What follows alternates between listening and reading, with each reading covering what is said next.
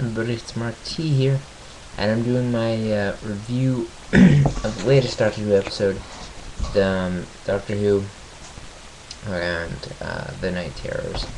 Now, this episode has a basic concept. Basically, a young man is having trouble sleeping because, he thinks there are monsters in his closet, and the boogeyman and all these terrifying things. It ends up being a lot deeper in the story than you'd expect.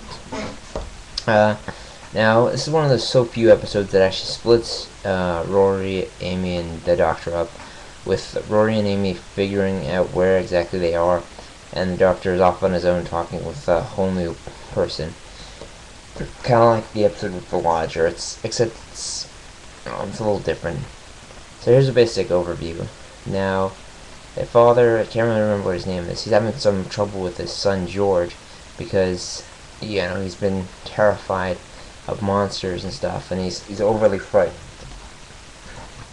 And eventually it ends up taking over, and he asks for help, and somehow, I'm not necessarily sure how this happened, but somehow the boy's wishes reach the Doctor, so he ends up coming to help. Now, what ends up happening is the Doctor finds out that the boy, well, I don't want to ruin anything, so let me just say spoiler alert right now. And if you don't want to get spoiled, then, just don't continue watching. Okay, I gave you like 10 seconds of spoiler alert freedom, so don't, you can pause it at any time. Anyways, the Doctor ends up finding out that the boy is an alien that, basically spends its life looking for where it can actually stay, and it ended up going to his fake father and mother's, because they always wanted children but couldn't have them. So that ends up happening, and what ends up happening eventually is the Doctor, his father, and Rory and Amy get locked inside of a dollhouse that is basically hides all of his fears and insecurities. And the Doctor is able to help the boy overcome his fears and save them all near the end. One fun fact about this episode is just the fact that Amy gets turned into a puppet doll. So, that's pretty cool.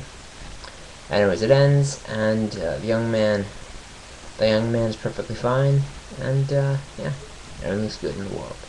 This episode is pretty good, not the best, but I kind of like this episode mainly because it finally takes away from the whole River Song, Amy and Rory's daughter aspect of Series 6, which I must say is actually a good thing.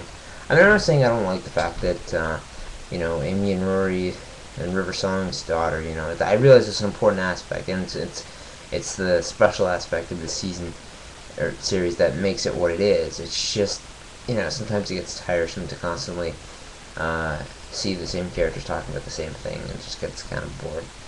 Anyways, this is Mark 12. It's been my review of Doctor Who Season 6, or Series 6, Episode 9, and I'll see you all later. I give this episode 5 sonic screwdrivers out of 5. See you later.